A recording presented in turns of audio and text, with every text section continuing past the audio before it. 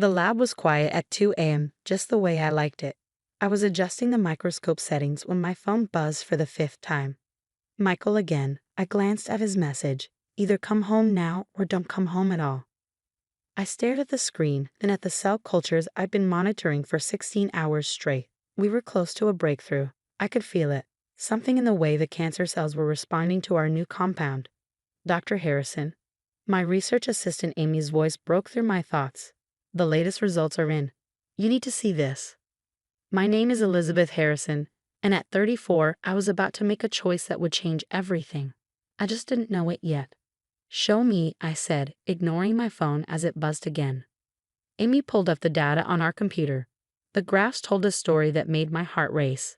Our modified protein was targeting the cancer cells with unprecedented precision, leaving healthy cells untouched. If these results held up. The lab door slammed open.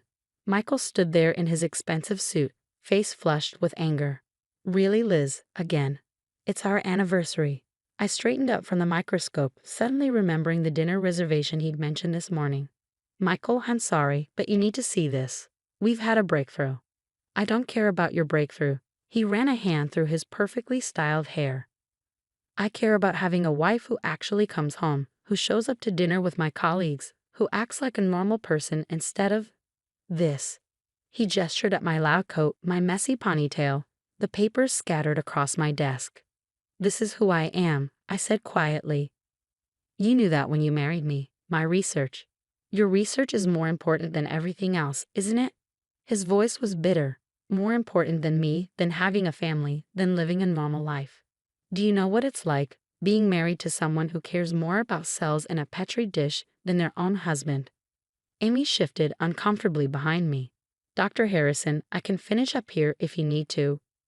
No, Michael cut in. Don't bother. I'm done. He pulled an envelope from his jacket pocket and tossed it onto my desk. Divorce papers. Jessica already helped me file them. Jessica. His secretary. The one who'd been bringing him coffee and batting her eyelashes for the past year. How long? I asked, though I already knew the answer. He had the grace to look slightly ashamed. 6 months. She's pregnant. The words hit like a physical blow. We talked about having children, but I wanted to wait until my research was further along. Michael had seemed to understand, or at least I thought he had. Jessica wants a real family, he continued. She's ready to be a real wife, not just a researcher who happens to be married.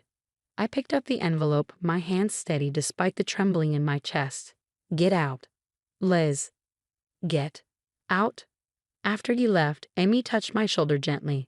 Dr. Harrison. I shrugged off her hand and turned back to the microscope. The results, Amy. Show me the rest of the results. That night set the pattern for the next year. I threw myself into the research, spending every waking hour in the lab. Our preliminary results attracted attention from major pharmaceutical companies, but I turned down their offers. This was my work, my vision. I wasn't going to let corporate interests water it down. The divorce was finalized quickly. Michael married Jessica 3 months later, posting happy family photos on social media. Him, her, their new baby. I didn't look at them. I had more important things to focus on. Our breakthrough came on a Tuesday morning, exactly 1 year after Michael had walked out. The modified protein wasn't just targeting cancer cells. It was destroying them completely, with minimal side effects. The implications were staggering. I called Dr. Chen, my mentor and head of the research department. Elizabeth, he said after reviewing our data, this is extraordinary. Have you considered what this could mean? Of course, I replied, still staring at the results. If we can scale this up, develop it into a viable treatment, it could save millions of lives. He leaned back in his chair. But you'll need funding. Serious funding. I nodded. I know, but I want to maintain control. No corporate buyouts, no compromising the research for quick profits. He smiled. I may know some people. Investors who understand the value of pure research. Let me make some calls. The next few months were a whirlwind. We secured private funding from a group of investors who believed in our vision. I assembled a larger team, moved to a bigger lab, started the long process of clinical trials. The preliminary results were beyond our wildest expectations. Patients who had exhausted all other options were showing remarkable improvement. Word spread through the medical community, and suddenly everyone wanted to know about the brilliant Dr. Harrison and her revolutionary cancer treatment. I was reviewing the latest trial data when my phone buzzed with a text from Amy. "Have you seen this?" She'd attach a link to a local business magazine. The headline made me pause. "Tech executive files for bankruptcy after failed venture." There was Michael's face, looking considerably less polished than I remembered. The article detailed the collapse of his software company, mentioning his recent separation from his wife, Jessica, and the impending sale of their house. I closed the article without reading further. His problems weren't my concern anymore. I had more important things to focus on, like the phone call I'd just received from the FDA about fast-tracking our approval process. That evening, as I left the lab, I noticed a familiar figure waiting by my car. Michael looked different, his expensive suit replaced by wrinkled khakis and a polo shirt, his confident stance now uncertain. "Liz," he said, taking a step forward. "I heard about your research. It's amazing. You're doing exactly what you always said you would." I unlocked my car door, not looking at him. "What do you want, Michael?" He ran a hand through his now graying hair. "I made a mistake. Leaving you, choosing Jessica. It was all a mistake. She left me, did you hear? Said I was too focused on work, too obsessed with trying to prove myself. Ironic, right?" I stared at Michael, standing there in the parking lot looking like a shadow of his former self. For a moment, I felt nothing but a strange sense of detachment, as if I were observing a specimen through my microscope. "Ironic isn't the word I'd use," I said finally. "What exactly are you hoping to accomplish here, Michael?" He stepped closer, his cologne, still the same brand, mingling with the smell of stale coffee. "I've been following your work, Liz. The trials, the results. You're going to change the world. Just like you always said you would." He laughed nervously. "And here I am, bankrupt and divorced. Again. Following my work?" I raised an eyebrow. "You mean following the stock price of my company? The headlines about potential billions in revenue. Is that what brought you here?" His face flushed. "That's not fair. I always believed in you." "No," I cut him off. "You believed in what I could do for you. There's a difference." Just then, my phone buzzed with an urgent message from Dr. Chen. "Emergency meeting. FDA panel. Now." "I have to go," I said, opening my car door. "Liz, please." Michael grabbed my arm. "I know I messed up, but we had something special. Maybe we could." "Dr. Harrison." Amy's voice rang across the parking lot as she ran toward us. "The results from the latest trial just came in. It's even better than we projected. The regression rates are off the charts." I gently removed Michael's hand from my arm. "Goodbye, Michael. Good luck with whatever this was supposed to be." The FDA panel meeting lasted 3 hours. Our data was overwhelming. Tumor regression rates that seemed almost impossible, minimal side effects, results that held steady across diverse patient groups. When the head of the panel announced their decision to fast-track our approval process, the room erupted in applause. "This is historic," Dr. Chen said afterward, his eyes bright with emotion. "Do you realize what you've accomplished?" I did. But I was already thinking about the next phase, scaling up production, ensuring accessibility, making sure this treatment reached the people who needed it most.